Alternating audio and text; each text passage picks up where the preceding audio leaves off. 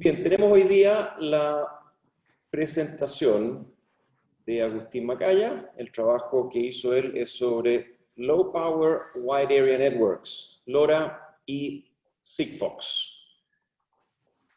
Veamos qué nos cuenta Agustín. Dale nomás. Buenos días a todos y bueno, como dijo el profesor voy a presentar las redes de larga distancia y bajo consumo de potencia y voy a presentar dos de las soluciones más usadas actualmente que son LoRa y Sigfox. Más específicamente voy a estar hablando de las capas físicas de estos sistemas para comparar las dos soluciones porque son dos soluciones al mismo problema pero dos soluciones bastante diferentes en el enfoque que ocupan. Como los contenidos que voy a presentar hoy día, está primero una introducción a las redes de LPWA, una introducción a LoRa, y después voy a ir de lleno en la capa física. Después voy a hacer una introducción a Sigfox y la capa física de Sigfox, y después vamos a comparar ambas soluciones. Mi idea es, con esta presentación, es más complementar lo que leyeron más que repetirlo, y voy a agregar harta información que no pude poner en el documento que leyeron. Y también tengo planeadas sesiones de preguntas entre medio, porque si se hace muy largo y cambiamos de tema, se pueden olvidar las preguntas, entonces así mejor se aclaran las dudas al tiro. Partamos con las redes de larga distancia y baja potencia. ¿Qué es lo que motiva a la existencia de estas redes? Bueno, hoy en día tenemos el Internet of Things, soluciones de Internet of Things que están creciendo año a año, conectando cada vez más dispositivos. O sea, hemos estado llegando ya al 2020 al orden de los 50 billones de dispositivos conectados a Internet. Y eso plantea un desafío al mundo de las comunicaciones, porque tenemos un ancho de banda que es muy demandado, o sea, todo el ancho de banda está pedido por algo o por alguien. Tenemos todos los dispositivos compitiendo por un canal saturado probablemente. Tenemos que lograr generar dispositivos que sean más baratos, que reduzcan los costos para que todos podamos acceder al Internet of Things. Y tenemos que cuidar cosas como uso de energía, por más que los dispositivos consuman poca energía, cuando uno los multiplica por billones es importante. Y tener cuidado con los temas de seguridad, ya que todos nuestros datos van a estar viajando por la nube, controlando las más mínimas cosas que pueden estar en nuestras casas o en nuestras vidas. Em, Como un breve resumen de los tipos de redes, tenemos las redes de área personal, por ejemplo Bluetooth, que funcionan con distancias muy cortas, o sea, nos cambiamos de pieza y ya nuestros audífonos Bluetooth no funcionan. Tenemos las redes de área local, donde tenemos los protocolos de Wi-Fi, por ejemplo, y ya cuando tenemos que pasar el orden del kilómetro, necesitamos encontrar tecnologías de las áreas vecinal y larga distancia, donde hay dos tipos de soluciones principales, las redes celulares y las redes LPWA, ¿ya?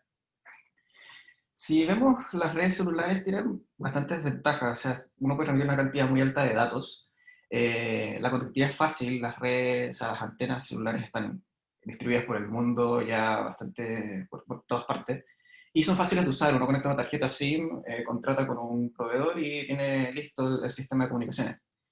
Tiene la desventaja de que consumen mucha batería. Nuestros celulares no duran más de un día con una carga y es un sistema caro. Y de hecho, como es caro especialmente porque ocupan ancho de banda licenciado. Y si uno quisiera comprar ancho de banda, yo no tenía ni idea las cifras de cuánto vale el ancho de banda, así que lo busqué.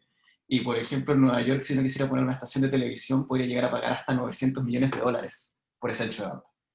Entonces, uno no puede tener soluciones que sean tan caras y ocupen tanta batería para muchos de los problemas de larga distancia, porque usualmente uno quiere medir un sensor que está lejos, que no quieres gastar mucho dinero en la comunicación de ese sensor, y además no quieres estar cambiando baterías muy seguido, porque si está lejos es complicado acceder a él. Así que la segunda solución que se ha planteado en los últimos años es las redes LPWA, donde las soluciones más importantes son Sigfox y LoRa. Tienen la ventaja de que su baja batería es larga distancia y es un sistema barato. Hay algunos que no requieren ningún tipo de suscripción, solamente comprar el chip, y otros que uno tiene que pagar una suscripción que es de un par de dólares por todo el año. O sea, no se compara con lo que uno tiene que pagar por una red celular. Eh, pero tienen una baja tasa de datos y trabajan en espectro libre, que tiene la ventaja de que no es licenciado, no hay que pagar, pero compite con muchas otras transmisiones que están ocupando ese mismo espectro libre. Y tiene una conectividad creciente, o sea, está en desarrollo, las gateways, las antenas, están hay más redes, pero no todos los lugares tienen disponible esta solución, y no todos los países las tienen disponibles. Sobre el tema del espectro libre, aquí tengo una imagen del espectro libre, de lo que podemos ver en que hay ese espectro y con lo que estamos compitiendo. Muchas transmisiones de distinto tipo que pueden interferir en nuestro trabajo. Entonces, es importante cómo tienen que lidiar estas tecnologías con el ruido y con las interferencias de otras transmisiones, cómo coordinar ese canal que es completamente libre. Así que vamos de lleno a LoRa. LoRa es una tecnología que es propiedad de Semtech. LoRa trabaja todas las capas de la red de comunicación y la capa física se llama LoRa y la capa MAC, aplicación y network es LoRaWAN. La capa física fue patentada en 2014 y es closed source, ellos tienen las patentes de los chips y de los protocolos, y las otras capas son open source y fueron patentadas en 2015. La arquitectura, como vieron en el documento, es la que tenemos en esta imagen. Tenemos los endnodes, que son los dispositivos que toman las mediciones y mandan los datos a los gateways. Ahí se ocupa el protocolo de LoRa y a mi nivel de capa física y LoRaWAN en comunicación. Y desde los gateways hasta en adelante todo trabaja por protocolo IP e Internet. Así que ahí no hay nada que aporte LoRa en sí, eso ya es LoRaWAN. Tiene un foco especial en la seguridad. Los datos de los endnodes salen encriptados para que no puedan ser leídos por otros usuarios. Y salen encriptados tanto hasta el network server como al application server, con dos llaves diferentes. Entonces, LoRa está pensado en mantener tus datos seguros. Como dije antes, trabaja en banda no licenciada, que es la banda ISM. Aquí tengo las frecuencias a las que trabaja en distintos países. Voy a encontrar que en Chile ocupan desde los 915 MHz a los 928 MHz. La banda libre en Chile parte un poco más abajo, pero no ocupan todas. Y LoRa tiene cobertura en varios países, pero por diferentes operadores. O sea, está la LoRa Alliance, que se encarga del sistema, pero hay distintos operadores en cada país. Y además los gateways, las antenas, se colocan por la comunidad. O sea, hay gente que decide colocar su propia antena y por lo tanto es completamente descentralizado. No hay planes de expansión propiamente tal, sino que es la comunidad la que se va poniendo con la infraestructura. En lo que respecta al alcance, tiene un alcance promedio de 10 kilómetros, es un sistema rural, si uno alinea bien las antenas y sin interferencias, o sea, sin objetos en el camino, puede alcanzar 20 kilómetros, y un ambiente urbano se reduce a 2-3 kilómetros. Permite el envío bidireccional de paquetes y tiene velocidades relativamente altas para estas tecnologías con 0.25 kHz por segundo a 1 kbit por segundo. Los mensajes son ilimitados, pero tiene que cumplir la condición de no ocupar del 0.1 al 1% del duty cycle. Eso depende del canal que se utilice y del país donde uno esté. Pero no hay limitaciones de los mensajes, lo puede mandar la cantidad de mensajes que uno quiera durante todo el día. Y las clases de dispositivos son 3. La clase A es la que solamente escucha después de haber enviado un mensaje. Esos son los que ahorran más energía. La clase B escucha en intervalos de tiempos predeterminados y obviamente eso aumenta el consumo de energía. Y finalmente la clase C es la que escucha mientras no esté transmitiendo. La clase A, este es el sistema de transmisión y recepción. Se abren 2 espacios de recepción en intervalos de tiempo después de haber mandado la transmisión. Son 2 espacios en el caso de que el gateway tenga que transmitir más mensajes y no pueda transmitir en el primer espacio, lo transmite en el segundo espacio el mensaje. Así que de estos 2 slots se ocupa siempre solo uno. Idealmente el primero, si no alcanza el gateway a responder al primero, se ocupa el segundo. Y la clase A tiene que estar incluida en los otros dispositivos. La clase B, aquí de nuevo, incluye la clase A, pero además se programan distintos espacios de recepción con un periodo de ping, que se le llama, que es intervalo entre estos espacios de recepción para que el dispositivo pueda seguir escuchando. Y no necesariamente este espacio de recepción se repite por siempre, sino que uno puede limitarlos a ciertos espacios de tiempo. Finalmente la clase C incluye la clase A y después de los 2 espacios de recepción originales sigue un tercer espacio de recepción que continúa hasta la siguiente transmisión. En lo que respecta a los canales, que es algo que no mencioné en el documento, el ancho de banda se divide en distintos canales para transmitir. hay distintas cantidades de canales según la región geográfica. Por ejemplo, Estados Unidos, que es el caso que vemos a la izquierda, tiene 64 canales para mandar información de los endnodes al gateway. Son canales de banda de 125 kHz, más angosta, y se posicionan en incrementos de 200 kHz. También tiene 8 canales de descarga, downlink, que son de 500 kHz. O sea, ocupan 4 veces más ancho de banda, que son los que están marcados en azul. Y están ubicados a incrementos de 1.6 MHz cada uno. En el caso de Europa, solamente hay 10 canales que son bidireccionales, tanto de subida como tanto subida que de bajada, y pueden ser de ancho 125 kHz o 250 kHz. Y cada canal tiene una velocidad diferente. Hay 8 canales de 250 bytes por segundo a 5.5 bytes por segundo. Hay un canal más rápido de 11 kilobytes por segundo y hay un último canal de 50 kilobytes por segundo, que no sé por qué es el único que no ocupa la modulación de chip, sino que ocupa FSK. Ese canal más rápido ocupa FSK. ¿Ya? Cada uno de estos canales puede tener reglamentación diferente en lo que respecta al uso, al duty cycle, cuánto tiempo lo puedo usar, y también varía de país a país. Entonces hay que considerarlo en unas tablas donde está explicado cuánto uno puede usar el canal.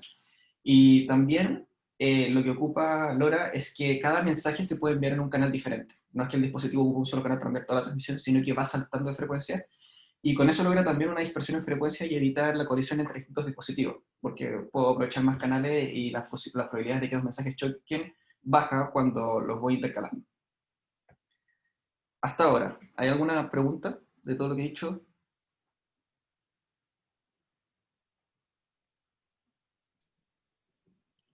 Levanten la manito azul, tal vez es lo más fácil, y así voy moderando si hay preguntas. ¿Nadie? Continúa nomás, Agustín. Sigamos. Pasemos a la capa física.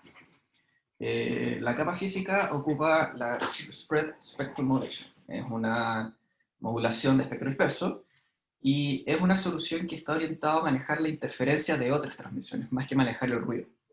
El chip es una señal que cambia su frecuencia en el tiempo y usualmente la cambia de forma lineal y puede ir aumentando su frecuencia o disminuyendo su frecuencia. La gracia aquí es que cada transmisión ocupa todo el ancho de banda y una sola vez, y eso permite dispersar toda la información en todo el espectro disponible para esa transmisión.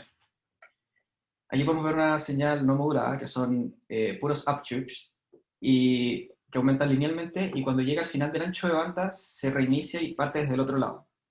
Y para modular esta transmisión lo que se hace es rotar estos chips en frecuencia. Si yo muevo este chip de acá hacia arriba, y siempre considerando de que es circular, o sea, lo que sale del ancho de banda por arriba entra por abajo, se empiezan a producir cada uno de estos diferentes símbolos.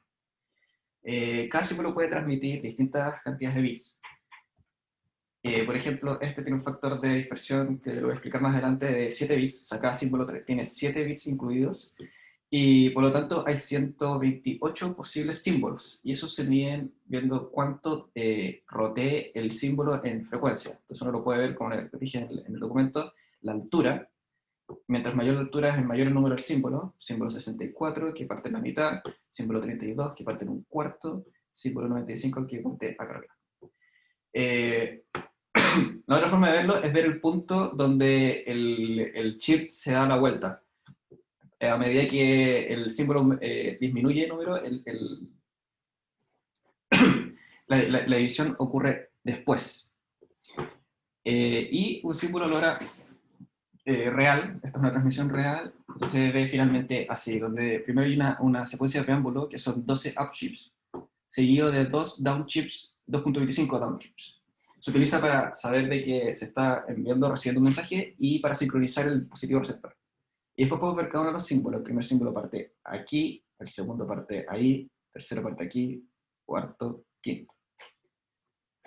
Respecto a las matemáticas, esta yo creo que es una buena figura para entender el espectro, o sea, el factor de dispersión. El factor de dispersión nos dice cuántos bits tiene cada símbolo. Este símbolo acá tiene 7 bits, el siguiente 8, 9, 10 y 11. Los dos parámetros que uno setea en la transmisión es el ancho de banda a utilizar, que es 125 kHz, 250 kHz o 500 kHz, y el factor de dispersión, que es cuántos bits hay por símbolo. En base a eso se determina la tasa de datos, y el inverso de la tasa de datos es el chip rate, que es la tasa a la que cambia la frecuencia. Si uno quiere determinar la tasa de bits, se ocupa esta fórmula, que si vemos la parte, sin incluir esta fracción 4 partido de un 4 más r, finalmente lo que nos dice de que al aumentar el factor de dispersión, aumentamos al doble la duración del símbolo y solamente agregamos un nuevo bit de información. Por eso, al aumentar el factor de dispersión, la tasa de datos disminuye, porque si yo aumento el doble el tiempo de símbolo y solo aumento un bit, por ejemplo, pasando de 9 a 10, no es lo mismo que duplicar la cantidad de bits en el símbolo para mantener la misma tasa de datos.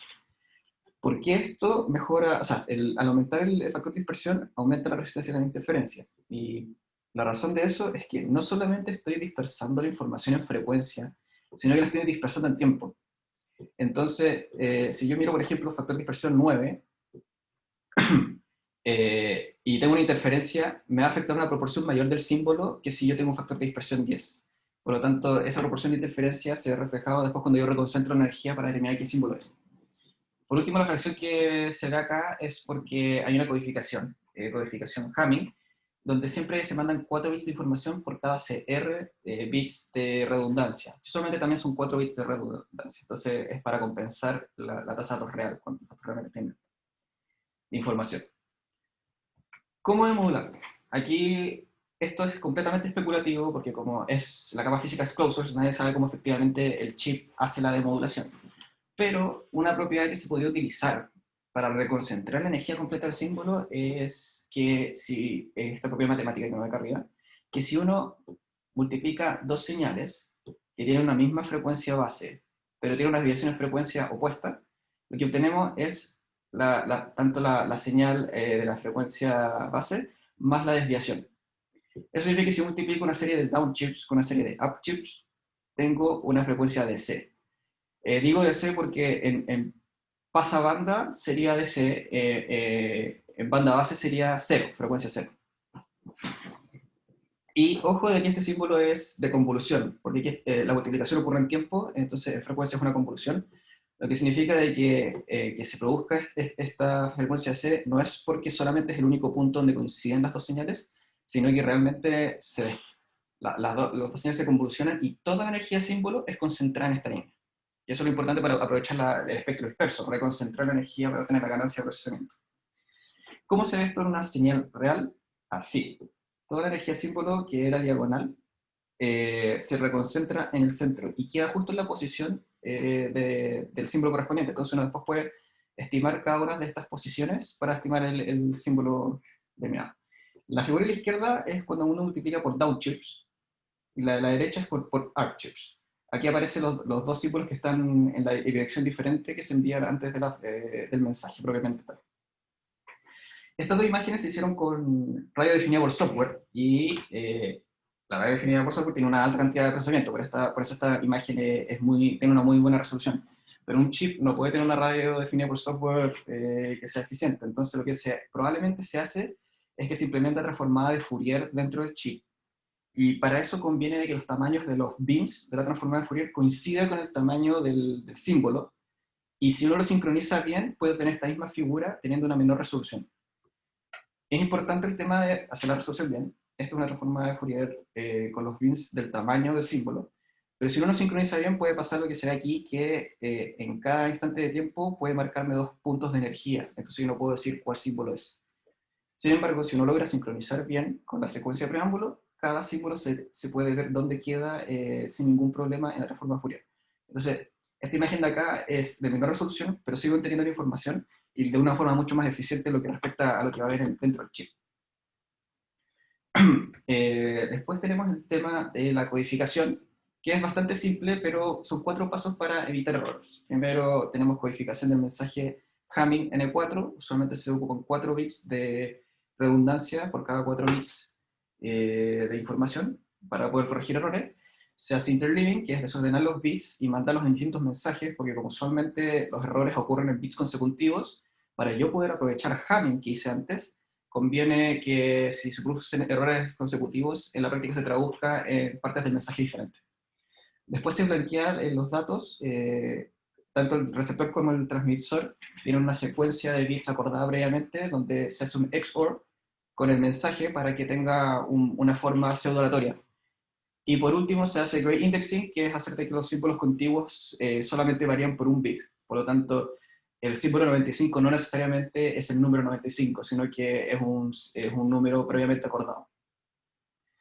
Y por último hay dos paquetes diferentes, uno con header y otro sin header.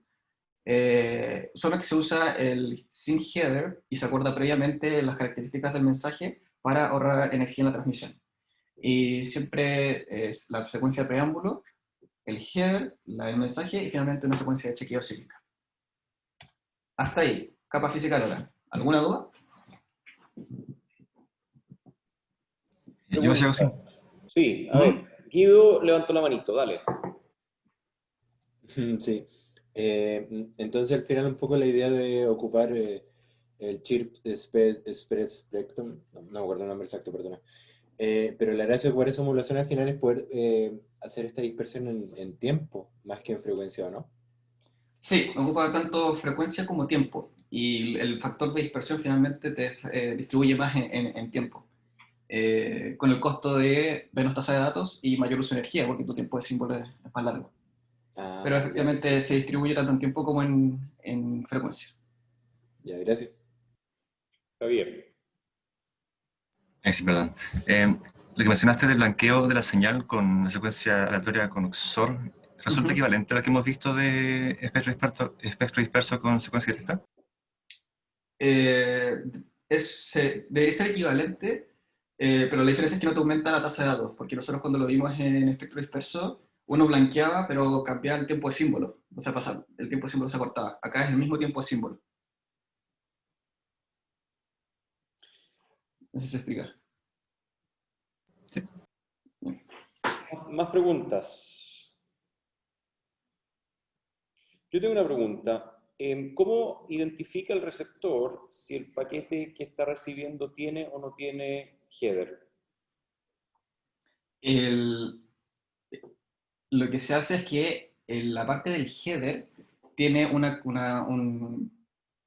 factor de dispersión diferente al resto del mensaje, que es acordado, que si no me equivoco es 1 menos que el resto del mensaje. Entonces, si no está ese cambio en el factor de dispersión, en el tamaño del símbolo, se asume de que es el sistema implícito.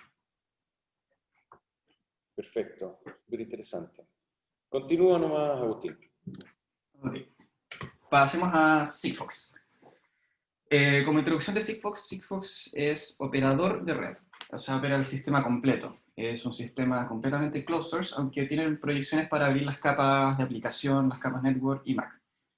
Es un sistema más centralizado, o sea, ellos tienen el control de la operación en todos los países y ellos deciden dónde y cuándo colocar las antenas. Entonces, un plan centralizado y ordenado.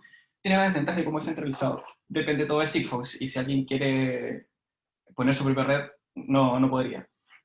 También trabaja con la misma red industrial y su arquitectura es exactamente igual a la de Sigfox, solamente que los niveles de encriptación son mucho menores. Sigfox sacrifica el tema de seguridad por un tema de ahorrar aún más energía y conseguir más distancia. El alcance promedio es de 30 kilómetros, el rural máximo hoy en día puede llegar a 50 kilómetros y en urbano funciona entre 5 y 10. También es bidireccional y la estrategia que utilizan en vez de espectro disperso es banda ultra angosta. A diferencia de LoRa, tienen una cantidad de mensajes limitados, que son 140 mensajes al día. Y con eso controlan el duty cycle. No hay un duty cycle limitado, sino una cantidad de mensajes limitados. Con eso logran que aproximadamente 99,9% del tiempo estén en bajo consumo y transmiten al final 6 segundos de las 24 horas estos dispositivos como máximo. O sea, una cantidad de datos bajísima. En lo que respecta a la capa física, el enfoque es diferente. Aquí no pelean contra la interferencia entre dispositivos, sino que pelean contra el ruido. Y para eso usan banda ultra angosta, concentran toda la energía en frecuencia para que la proporción de ruido con respecto a la transmisión sea mucho menor. ¿Cuál es la desventaja clara? Es que si yo reduzco el ancho de banda, un sistema muy angosto en ancho de banda, significa que mi tasa de datos tiene que disminuir. Por lo tanto, la velocidad máxima va en los 100 bytes por segundo. El ancho de banda de cada una de estas transmisiones es de 100 Hz, muy angosto comparado contra LoRa. Y al estar esto peleando contra el ruido, igual tienen que pelear con interferencia. ¿Y cómo lo hacen? Bueno, como es angosto, pueden apostar a enviar la transmisión en bandas de frecuencia aleatorias, y con eso pueden evitar de que dos transmisiones choquen en el mismo espacio del espectro. De hecho, transmiten 3 veces el mismo mensaje en 3 frecuencias elegidas aleatoriamente para asegurarse de que no choque la transmisión y también para poder corregir errores. Esto además tiene una ventaja con respecto a la hora de que el receptor puede estar leyendo más de un mensaje a la vez. En lo que respecta a la modulación, yo creo que vamos a ir un poco más rápido, también por un tema de tiempo, porque es modulación que ya conocemos, Binary Phase Shift Keying, que cambiamos la fase del símbolo, pero se hace diferencial para evitar ahorrarse el tema de la sincronización. Porque en BPSK originalmente uno tiene que sincronizar bien el símbolo, porque si no lo sincroniza, este diagrama polar empieza a rotar con respecto al centro. Y eso me aumenta la probabilidad de error, porque mi símbolo se acerca a la región de decisión. Incluso si es que rota suficiente, los símbolos se me cambian. Entonces lo que hace la codificación diferencial es que yo no codifico según la fase, sino que codifico según el cambio de fase. Si hubo un cambio de 180 grados de fase en un símbolo, es un 1, si no existe ese cambio, es un 0. Y con eso me ahorro el problema de sincronizar los dispositivos. Eso es para las transmisiones desde el EndNode hacia el gateway. En el caso del gateway al EndNode se ocupa FSK filtrado con un filtro gaussiano. Lo que significa que, por ejemplo, esta figura que está vista en banda base, en vez de tener estos símbolos rectangulares, la señal se pasa por un filtro pasabajos de tipo gaussiano, de tal forma de que los cambios de frecuencia no sean tan abruptos y eso concentre aún más la señal en la banda angosta. Este es el caso de los downloads, desde el gateway hacia el dispositivo. El caso del mensaje es una secuencia de preámbulo, más un header, que es esta parte que dice type, ver el paquete y la secuencia de corrección, o sea, de chequeo de errores. El paquete en sí tiene flags, que es un byte, perdón, son 4 bits, que identifican, por ejemplo, si el receptor quiere una respuesta del mensaje, o sea, si el que transmite quiere una respuesta instantánea al mensaje para saber que lo recibió, y otras configuraciones que podría tener el gateway.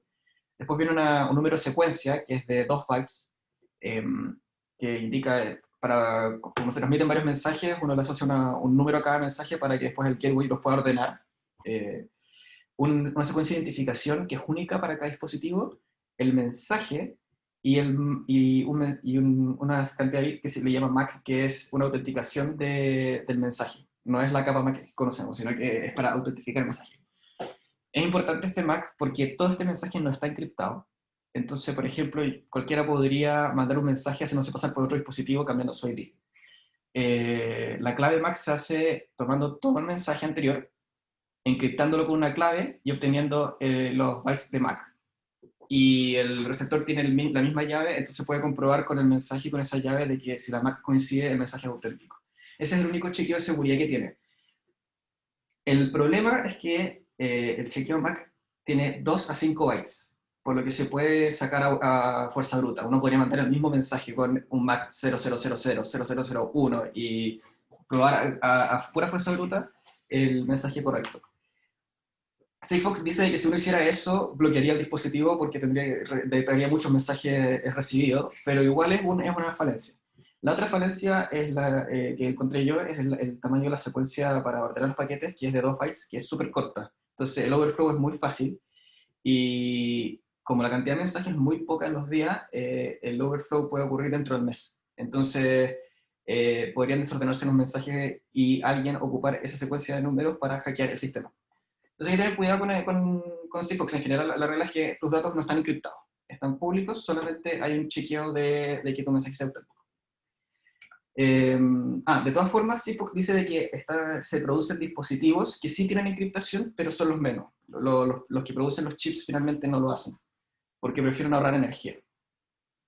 En el caso del mensaje downlink es más simple, se desordenan los bits de descarga, después de la secuencia de preámbulos está todo desordenado, y se ocupa el mensaje y también la secuencia de autentificación. Bueno, lo que dije de seguridad, el mensaje no está encriptado porque se ahorra energía, porque no hay que procesar. Para tú encriptar vas a tener que ocupar poder de procesamiento en el dispositivo, y al no hacerlo, te ahorras energía. Y las secuencias de chequeo son de pocos bytes, porque son menos bytes a transmitir, menos energía. Entonces es un sacrificio que uno tiene que balancear. Cuánta energía quiero usar versus cuánta seguridad quiero tener en mi sistema. Y hay gente que le da lo mismo, porque si quiero transmitir, no sé, la temperatura en un campo en cierto punto, me da lo mismo que la gente sepa la temperatura. Pero si hay datos más sensibles, hay que tener ojo con eso. Preguntas de Sigfox. Vamos viendo. Levanten la manito azul, lo hace más fácil. Guido. ¿Cómo sabe el receptor? Si se transmiten a frecuencias aleatorias, ¿cómo sabe el receptor como qué frecuencia está revisando? Revisa todas. La antena está escuchando todas las cadenas de frecuencia.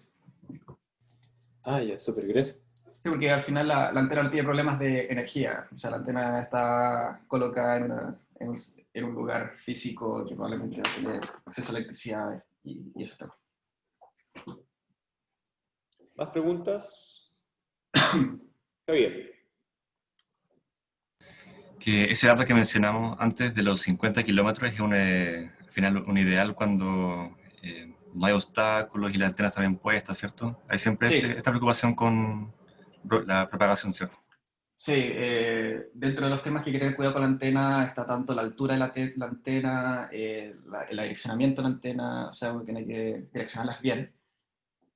Y también afecta, por lo que vi en la documentación, afecta mucho el piso, de qué está hecho el piso y si hay una vegetación, si es tierra. Entonces, las condiciones ideales son 50 kilómetros, pero no es lo que se consigue. Por medio en verdad son 30 kilómetros por ahí. ¿Más preguntas? Seguimos entonces, Agustín. Ya. El último tema es comparar ambos sistemas. Y en la documentación de LoRa encontré esta tabla que compara LoRa con otro sistema. Y por más que no lo dicen, con LoRa que es Narrowband es Sigfox, finalmente. Entonces, en resumen, ya sabemos de que la modulación de LoRa es SS chip y el Sigfox es banda ultra angosta. Eh, la- la- la- el ancho de banda utilizado por LoRa es mucho mayor que el de Sigfox, ya que Sigfox ocupa banda ultra angosta, y por lo tanto Sigfox es mucho más lento que LoRa. Esa es la desventaja. Pero yo lo veo como, si voy a transmitir 6 segundos al día o el 1% del día, me da lo mismo si me demoro mucho más en transmitir ese mensaje. El caso de cantidad de mensajes, LoRa tiene mensajes ilimitados, pero aquí está el asterisco de que no me puedo pasar en el duty cycle, así que no es tan ilimitado como uno cree. Y en el caso de Sigfox, son 140 mensajes al día. El caso de la batería, aquí no concuerdo con lo que establece la documentación de LoRa, porque LoRa dice 105 meses y lo que se ve en la práctica son alrededor de 90 meses. Y la documentación de Sigfox dice que sus dispositivos pueden incluso alcanzar 10 años, que esos son 120 meses. Así que igual dudaría de este dato de la vida de la batería. La eficiencia de potencia, las dos son altas, pero Sigfox es mayor. Sigfox puede lograr menos consumo de potencia que LoRa. Y la inmunidad a la interferencia, ahí está claramente la diferencia entre espectro disperso y banda ultraangosta. Espectro disperso es bien inmuno a la interferencia, banda ultraangosta no es tan inmune, pero lo que deberían agregar aquí es pues inmunidad al ruido. Sigfox le gana inmunidad al ruido a LoRa. Otra característica, que es la última columna, es que uno puede tener dispositivos LoRa en movimiento y seguir recibiendo buena calidad el mensaje. A diferencia de Sigfox, que si uno tiene una antena en movimiento, el sistema empieza a fallar. Otros temas que tengo anotados que son importantes es que en el caso de Sigfox yo tengo que pagar para usar el sistema, mientras que LoRa no tengo que pagar por usar las antenas. Y eso es el tema de que LoRa es descentralizado. Entonces, bueno, la suscripción igual de Sigfox es bastante barata, son un par de dólares por el año, y te permite esta cantidad de mensajes al día. Como resumen general, el enfoque, el problema es el mismo, pero el enfoque de LoRa es trabajar la interferencia, el enfoque de Sigfox es trabajar el ruido. Aunque ambos dispersan cada mensaje en distintos canales en frecuencia, que eso también aumenta la resistencia de interferencia, pero los dos enfoques son diferentes. LoRa busca seguridad en el mensaje, que nadie pueda leer tus mensajes que están transmitiéndose, y para eso tiene que sacrificar uso de energía, ocupando encriptaciones dentro del dispositivo y además coordinando los dispositivos con lo que puedes. Sigfox sacrifica eso, ocupa secuencias de bits cortas, no ocupa encriptación y por lo tanto sacrifica seguridad, pero ahorra más energía. Y la gran diferencia de cómo se establece la red de LoRa es completamente centralizado, la gente se encarga de poner los gateways, no hay que pagar por usar la infraestructura, las capas son open source, entonces es un sistema completamente centralizado, que le da la posibilidad de crecer porque según la necesidad de la gente va a hacer crecer esta red. Pero no hay ningún plan para controlar ese crecimiento. A diferencia de Sigfox, que es completamente centralizado, se paga por el servicio, la infraestructura es de ellos deciden dónde poner las antenas y por lo tanto se planifica la expansión de Sigfox, lo que puede tener su ventaja, con la desventaja de que la gente no puede apurar la llegada de Sigfox a su respectivo lugar de uso. Mismo problema, dos soluciones diferentes. Y me parece muy interesante eso porque vemos nosotros muchas soluciones en comunicaciones y finalmente no es una receta haga A para el caso B. No, uno puede tener muchas decisiones de diseño que afecten el sistema y las decisiones de diseño pueden pasar en muchos niveles del sistema y te pueden plantear soluciones diferentes al mismo problema. Eso ha sido la presentación. No sé cómo está de tiempo, creo que alcanzará media hora justo por ahí. Fantástico, muchas gracias, Agustín. ¿Hay preguntas en este punto?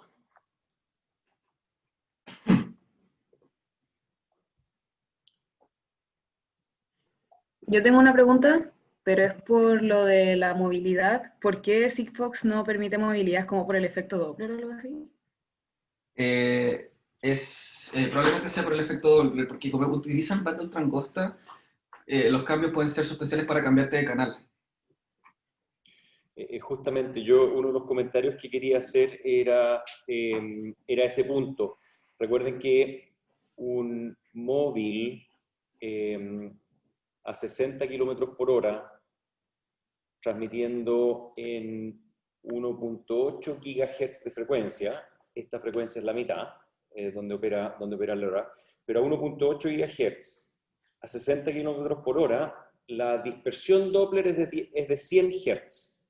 Si la longitud de onda disminuye a la mitad, entonces la dispersión Doppler también. Por lo tanto, en 900 MHz, un móvil a 60 km por hora o un ambiente que tiene movilidad de 60 km por hora, va a tener una dispersión Doppler de 50 Hz. Y eso ya es una fracción muy relevante del ancho de banda de la transmisión Sigfox.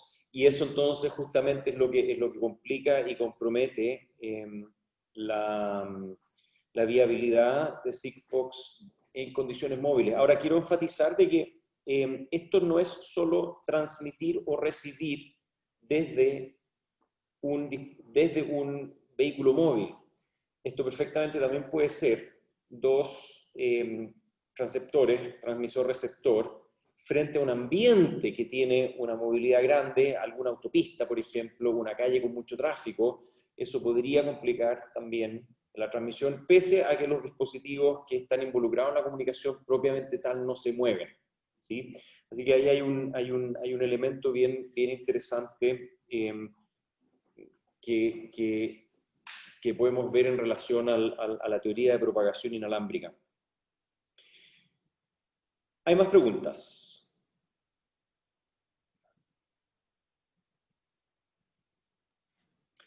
Bien, yo tengo un par de comentarios más que quiero hacer. El primero de esos, comentarios generales, simplemente como para nutrir con algunas ideas adicionales esta presentación que me pareció muy interesante por lo demás. El primero de ellos tiene que ver con esto que siempre se habla sobre el costo de los dispositivos de IoT, que uno desea, digamos, que el costo sea bajísimo para que obviamente, digamos, se puedan masificar estos dispositivos. Ahora, el costo de IoT muchas veces se menciona como el costo de los aparatos propiamente tales, de cuántos dólares o incluso centavos de dólares cuesta un aparato IoT que uno puede, digamos, instalar en cierta aplicación. Y la verdad es que, al menos por ahora, ese valor no domina para nada el costo de IoT. El costo de IoT está dominado principalmente por los costos de mantenimiento, por un lado, y los costos de tráfico por el otro. Los costos de mantenimiento son, si es que hay que ir a cambiar la batería a un sitio específico 2 veces al año, eso requiere cierta cantidad de horas hombre, eso requiere una logística para tener, digamos, el stock de batería en bodega, etc. Y el costo de esas horas hombre, de abrir dispositivo, de reemplazar la batería, al poco tiempo comienza a superar en forma bastante masiva el costo original del dispositivo, ¿sí? Así que la promesa de IoT de bajo costo está directamente relacionada con lograr que los dispositivos IoT sean lo más autónomos y longevos posible, que puedan ser instalados y dejados sin tener que visitarlos para hacer mantenimiento de ningún tipo, limpieza, reparaciones, cambios de batería, etc. Y el segundo costo en dispositivos IoT es un costo que tiene que ver con el tráfico. Según la cantidad de tráfico que se genera y según el tipo de comunicaciones que se utiliza, hay un costo asociado y por supuesto, digamos que a lo largo de 5 o 10 años, ese costo se acumula y se acumula hoy en día típicamente bastante más que la inversión inicial en el dispositivo. Por eso es que mi recomendación es tomar con un poquito de pinzas, con un grano de sal, como se dice, esta noción de costo. Y el segundo comentario que quería hacer es con respecto a lo que nos mostró Agustín en cuanto a la longevidad energética, la duración de la batería. Esa duración de la batería típicamente está exclusivamente concentrada o basada en el consumo energético para las transmisiones de acuerdo a una cierta agenda de transmisiones. Pero excluye completamente todo el mundo del consumo de energía que tiene que ver con la operación de los sensores, que tiene que ver con la operación de dispositivos anexos al dispositivo propiamente tal que hace la transmisión, que es aquello sobre lo cual estaba exponiendo Agustín hoy día. Así que cuando leen 100 meses de batería, también con mucho cuidado, son 100 meses de batería sujeto a una agenda de transmisiones muy específica y sujeto exclusivamente a un presupuesto energético de las transmisiones bajo condiciones específicas. Así que eso tómenlo como una cuota superior y en general es una cuota muy superior. O sea, perfectamente pueden castigar esos valores de energía por un factor 3, un factor 4 sin ningún problema. Esos son mis comentarios. Última vez pregunto si alguien tiene preguntas o tal vez comentarios también a raíz de lo que dije yo o de la exposición de Agustín. Francisco. Tengo una pregunta para Agustín.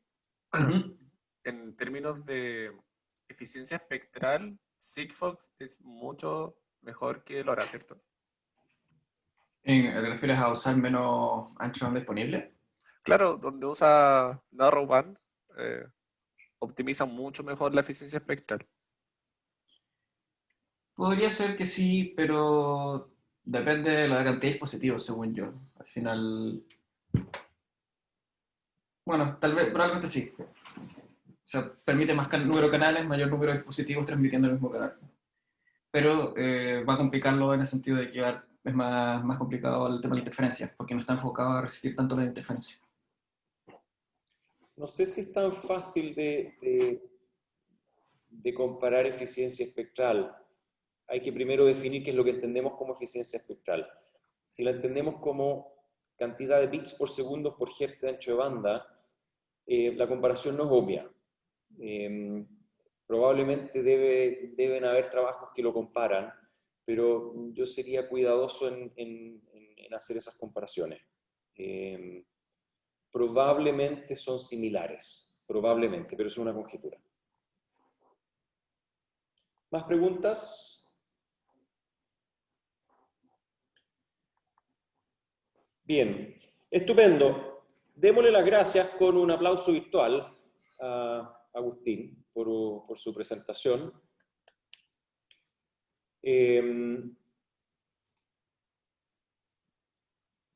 Y dejamos entonces la grabación para continuar conversando otras cosas.